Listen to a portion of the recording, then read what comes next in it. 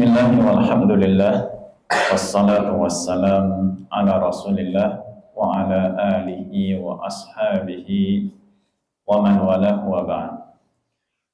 Kita panjatkan puji dan syukur atas kehadirat Allah tabaraka wa ta'ala yang telah mencurahkan taufiknya, dan dengan taufik dari Allah kita bisa menyempurnakan ibadah wajib kita, salat zuhur, dan alhamdulillah dengan tambahan taufik dari Allah kita juga bisa hadir di majelis ilmu, baik mungkin yang offline maupun yang mengikuti secara online.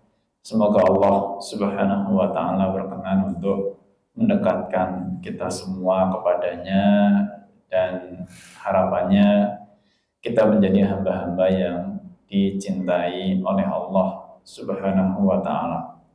Baik, siang ini kita masih membahas banyak serba-serbi tentang sholat, ya. Dan sebagaimana sudah dibagikan, di-share, juga disampaikan, siang ini akan kita bahas tentang sholat dalam kondisi bau badan. Sholat dalam kondisi bau badan. Sebelum saya membacakan atau menyampaikan hadis tentang masalah ini, ya, jamaah yang dirahmati oleh Allah Subhanahu wa ta'ala, Allah Subhanahu wa ta'ala itu mengajarkan kepada kita, ya, banyak sekali kaidah hidup. Ya, banyak sekali kaidah hidup. Bahkan yang diajarkan itu tidak hanya masalah bagaimana kita berinteraksi dengan Allah Subhanahu wa ta'ala, tapi yang diajarkan juga bagaimana kita berinteraksi dengan sesama manusia, bahkan dengan makhluk Allah yang tidak kita lihat. Ya. Semua diajarkan. Ya, semua diajarkan. Tidak hanya sikap kita kepada Allah, tapi sikap kita kepada sesama manusia, juga sikap kita kepada makhluk-makhluk Allah yang kita tidak lihat. Jin, malaikat. Ya. Maka dalam hal ini sebetulnya tema yang kita bahas di siang hari ini sangat berkaitan dengan interaksi-interaksi kita bersama dengan Allah, juga bersama dengan makhluk-makhluk Allah. Ya. Coba, kalau sholat, judulnya kan sholat dalam atau saat bau badan. Ya. Sholatnya itu adalah hubungan antara kita dengan Allah Subhanahu wa ta'ala. Ya. Tapi urusan bau badan itu sebetulnya bukan urusan kita dengan Allah Azza wa Jalla. Yang mencium bau badan kita siapa? Sebelah kita. Sebelah kita. Dan yang terganggu tidak hanya sebelah kita yang berwujud manusia. Yang berwujud malaikat pun terganggu. Ya. Sebetulnya hadis yang berbicara tentang hal ini tidak spesifik menyebutkan masalah bau badan. Tidak secara spesifik menyebutkan masalah bau badan. Tapi hadisnya itu lebih menyebutkan masalah bau mulut. Ya, bau mulut. Tapi nanti dari masalah bau mulut ini ternyata para ulama, ya, mengembangkan masalahnya kepada bau-bau yang lain. Ya, kenapa kok yang dibahas bau mulut? Yaitu karena berkaitan erat dengan pola hidupnya Nabi bersama dengan para sahabat radhiyallahu taala anhum. Ya. Tapi semakin kesini, ya, kita punya permasalahan yang berkembang, ya, sehingga kita perlu untuk mengetahui landasan dari perkembangan masalah tersebut apa. Baik, hadisnya diriwayatkan oleh Imam Muslim. Ya, diriwayatkan oleh Imam Muslim dari sahabat Jabir bin Abdullah radhiyallahu anhuma. Nabi sallallahu alaihi wasallam bersabda, "Man akalal basala was-sauma wal qurrasa fala yaqrabanna masjidana fa innal malaikata tata'azza mimma yata'azza minhu banu Adam." Ya. Artinya, man akalal basala, barang siapa makan bawang merah, wasauma, bawang putih, wal quras, atau bawang bakung, fala yaqrabanna masjidana, maka janganlah mendekati masjid kami. Jangan mendekati masjid kami. Yang baru makan bawang merah, bawang putih, bawang bakung, jangan mendekati masjid kami. Kenapa? Fa innal malaikah, karena malaikat tata'azza, ikut terganggu. Ya. Malaikat ikut terganggu. Mimma yata'azza minhu banu Adam, dengan bau yang mengganggu manusia. Ya. Malaikat ikut terganggu dengan bau yang mengganggu manusia. Baik. Di hadis ini, jamaah yang dirahmati Allah, memang di awalnya disebutkan masalah makan bawang-bawangan. Ya. Tapi kita pahami dulu supaya kita tidak salah persepsi. Di sini kebiasaannya orang Arab, di antara kebiasaan orang Arab yang kita sendiri sebetulnya kalau sebatas saya melihat itu nggak punya kebiasaan ini, sangat jarang. Apa itu? Makan bawang mentah. Makan bawang mentah, bawang bombay itu dimakan mentah-mentah biasa. Ya. Bawang merah yang juga bentuknya kayak bawang bombay, kan ada bawang merah tapi yang gede, ya. Itu dimakan mentah-mentah juga biasa. Ya. Bawang bakung juga biasa dimakan apa adanya seperti itu. Ya. Ya, termasuk saya pribadi ketika hidupnya bersama dengan orang-orang Arab, ya ikut meniru pola hidupnya orang Arab juga sama. Kita biasa juga rebutan bawang bombay, ya, rebutan bawang bombay untuk dimakan mentah, ya. Nah, makanan-makanan tersebut, bawang bombay dan yang bawang merah juga bawang bakung, itu kalau dimakan dalam kondisi mentah, ya, itu akan meninggalkan bau mulut yang luar biasa, ya. Bahkan pernah mungkin suatu ketika saya habis makan bawang, mungkin saya, mohon maaf ya, membersihkan mulutnya kurang sempurna, ya. Sampai waktu itu mau sholat asar kalau nggak salah, ya, habis makan siang mau sholat asar, tiba-tiba sebelah saya langsung ngeliatin saya, ngomong, "Kamu habis makan bawang ya?" Karena bau mulutnya tertinggal cukup lama. Ya. Nah, maka seperti itulah kebiasaan orang Arab dari dulu sampai sekarang berarti, ya, makan bawang yang mentah. Maka Nabi mengingatkan kalau habis makan bawang jangan ke masjid, kata beliau. Maksudnya apa? Jadi kalau mau makan makanan yang kira-kira baunya cukup menyengat dan tidak enak, jangan di dekat-dekat waktu sholat. jangan dekat-dekat waktu sholat. Cari rentang waktu yang cukup, sekiranya cukup untuk nanti membersihkan mulutnya, menghilangkan baunya, ya seperti itu.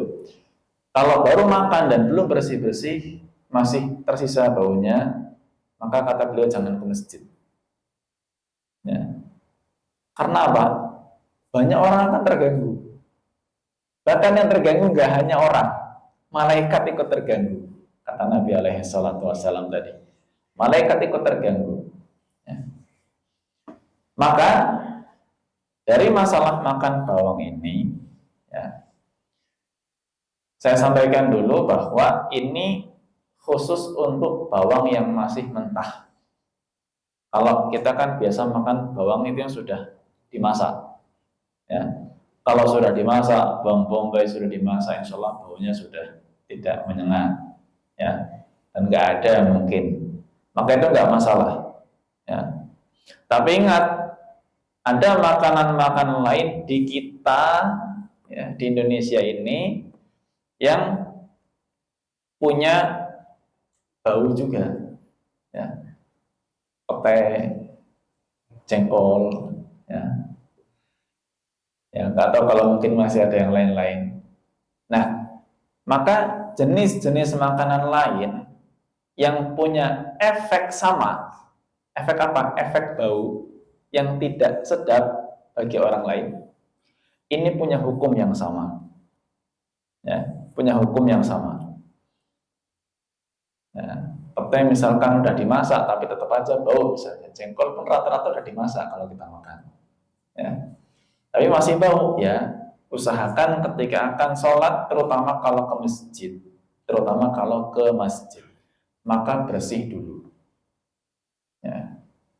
Jangan sampai datang dalam kondisi masih berbau. Ya. Maka masalah ini juga dibawa oleh para ulama ke bau-bau yang lain, nggak cuma bau mulut. Ya. Kalau tadi bau mulut sebabnya makanan, ya, ada bau-bau yang lain, bau badan kita. Ya. Ini juga dibahas oleh para ulama karena intinya itu sama-sama terganggu. Inti masalahnya adalah apa? Terganggunya itu. Ya, terganggu.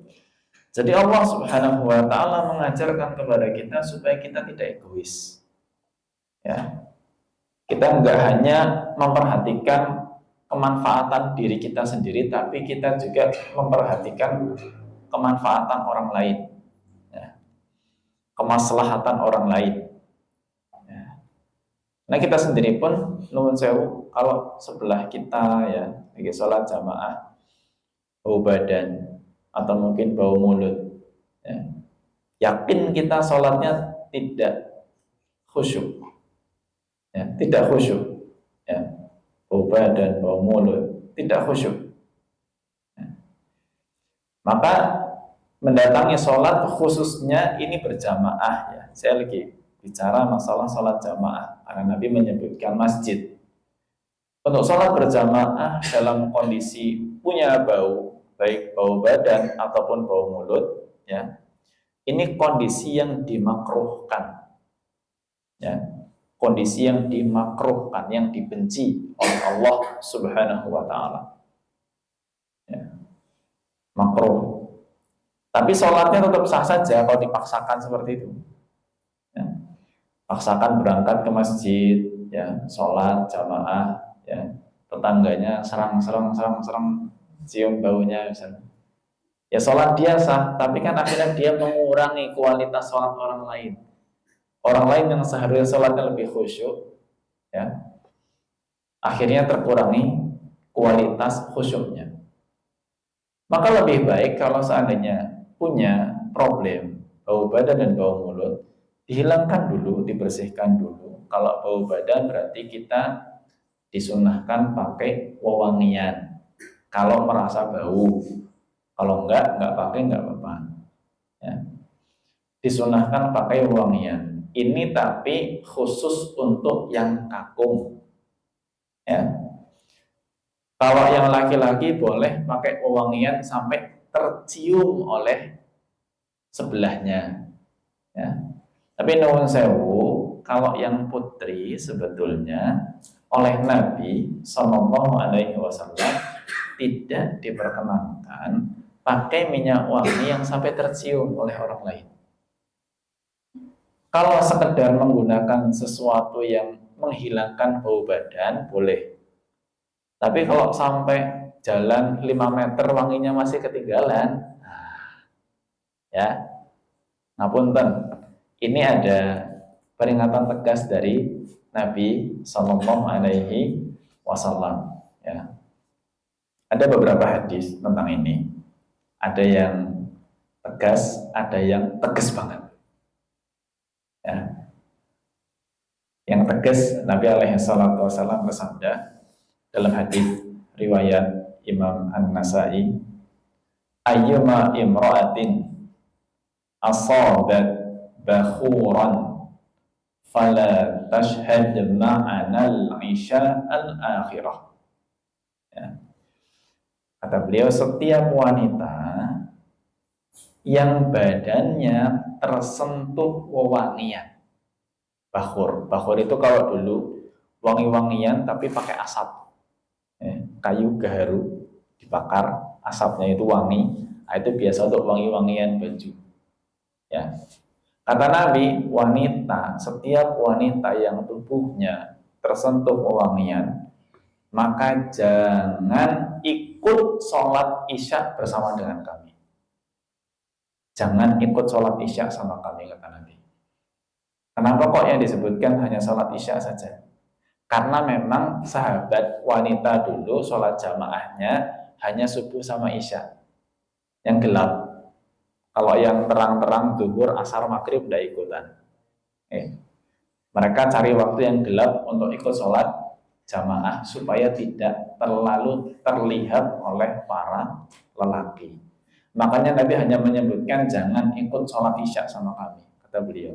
Kalau ada perempuan kok wangi, ya jangan ikut sholat isya sama kami. Makanya kalau perempuan punya problem bau badan gimana? Ya dihilangkan boleh. Ya.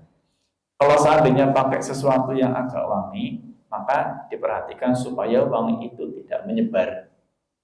Ya, tidak menyebar. Kadang-kadang masya Allah, ya saya naik motor itu, pokoknya kalau sudah serang-serang bau wangi, saya langsung lihat depan. Pasti saya baru diselip sama wadon ini.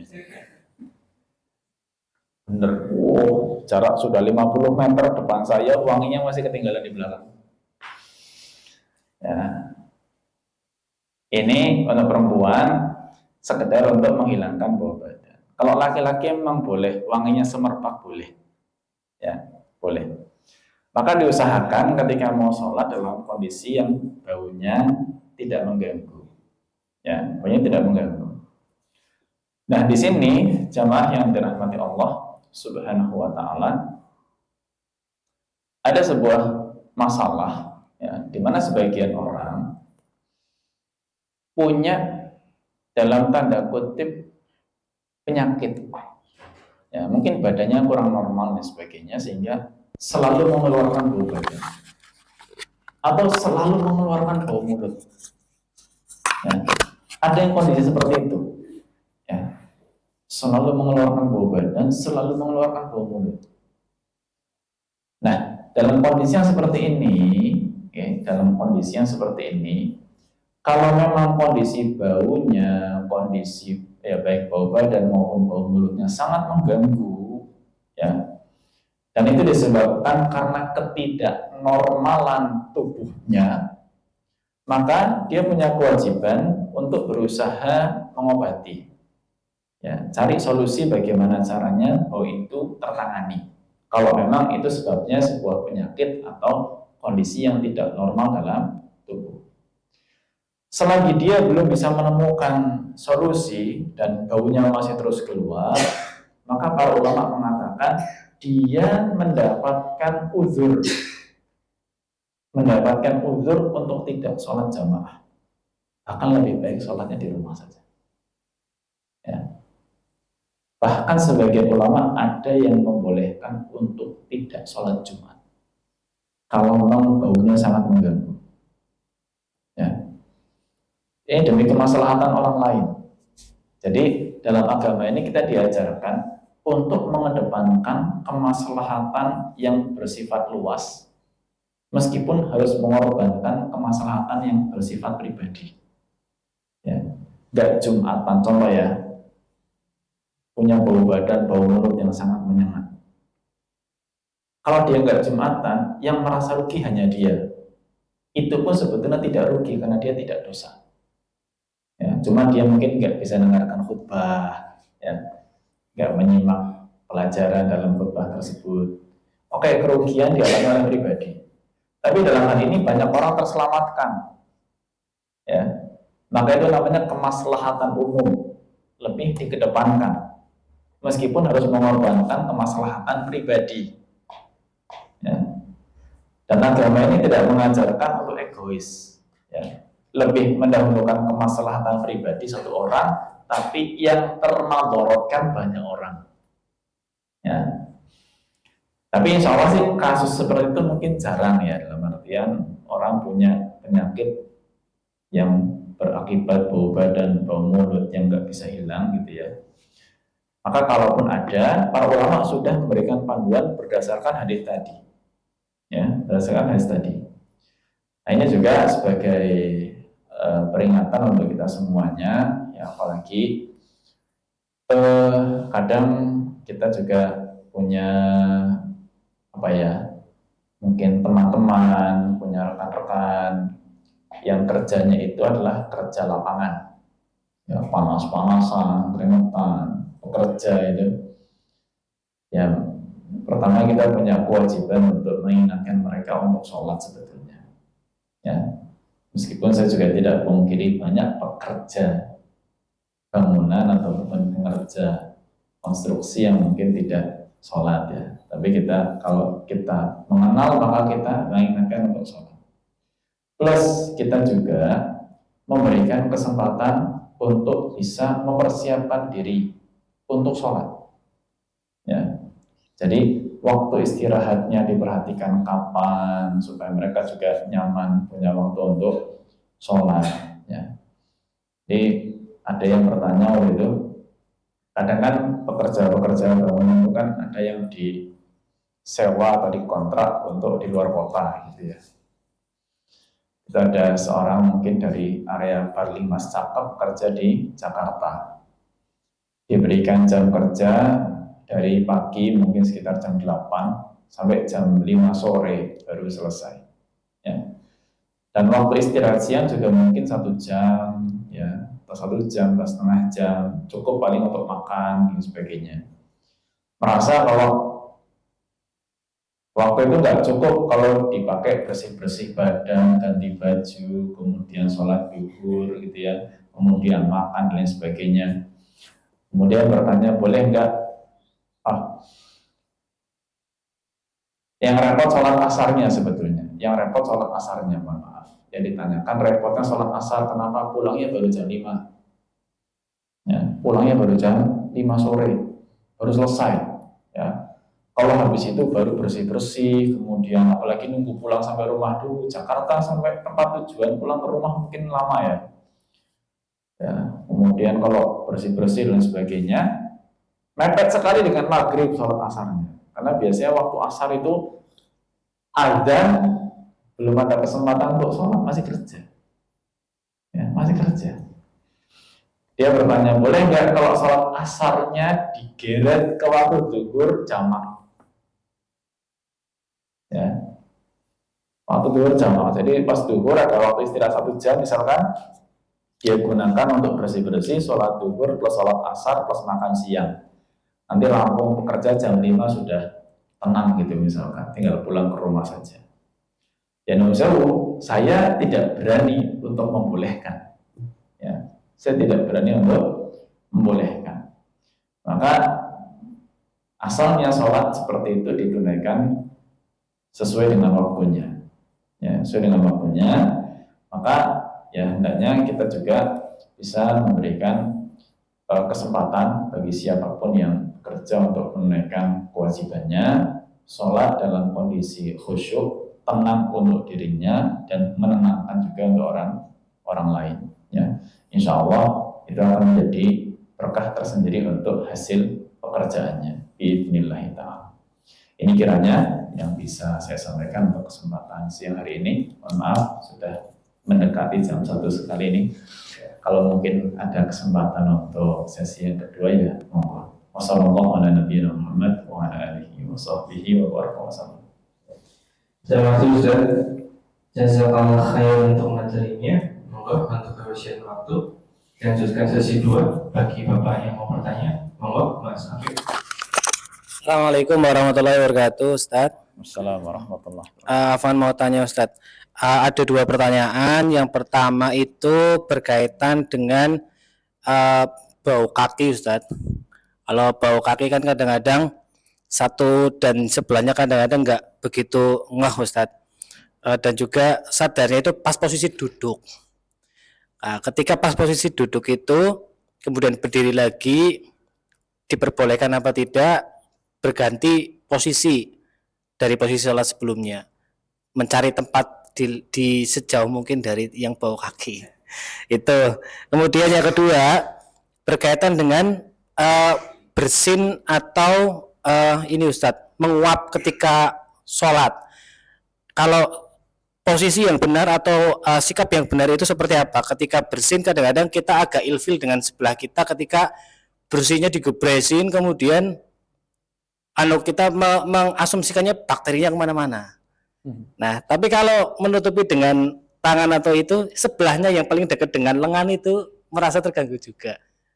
Pikirannya seperti itu dengan sebelahnya. Lalu adakah tuntunannya bagaimana sikap yang benar ketika bersin ataupun menguap ketika sholat? Syukran jazakallah khair. Baik. Pertama masalah pindah tempat ya. Jadi merasa terganggu dengan bau kaki orang sebelahnya, kemudian berpikiran untuk pindah tempat, menjauh gitu. Saya nggak tahu gambarannya menjauh itu kemana ya, dari ada duduk, kiri, pindah aja. Tempat lain. Nah, pindah. Berarti sholatnya dibatalkan apa ya? Ya. Itu dilihat ya. Kalau memang sekiranya baunya ya membuat dia itu sangat terganggu sekali, ya Allah alam, ya boleh dia membatalkan sholatnya kemudian pindah. Tapi kalau memang dia masih sabar, itu lebih baik, tidak apa-apa. Semua disesuaikan dengan level baunya.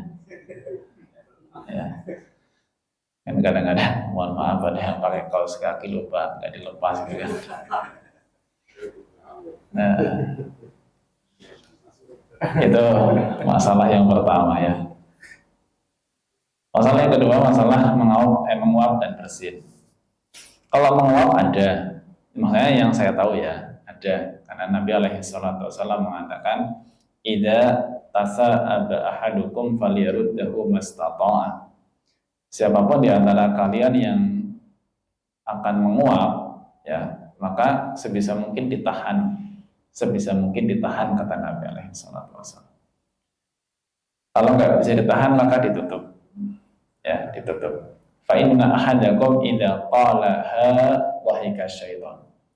Karena kalau sampai menguap bersuara gitu, maka syaitannya tertawa. Ya, maka syaitan tertawa. Saya nyampaikan hadis itu, kemudian ada santri saya SMP nanya, Ustadz emang kalau saya ketawa kenapa gitu? Apa kita nggak boleh menghibur setan?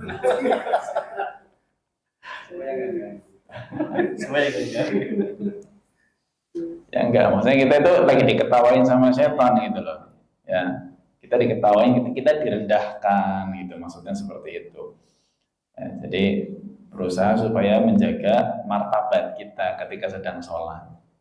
Itu ketika menguap. Adapun bersin, Allah a'lam bishawab ya, karena bersin itu kan sebetulnya beda dengan menguap.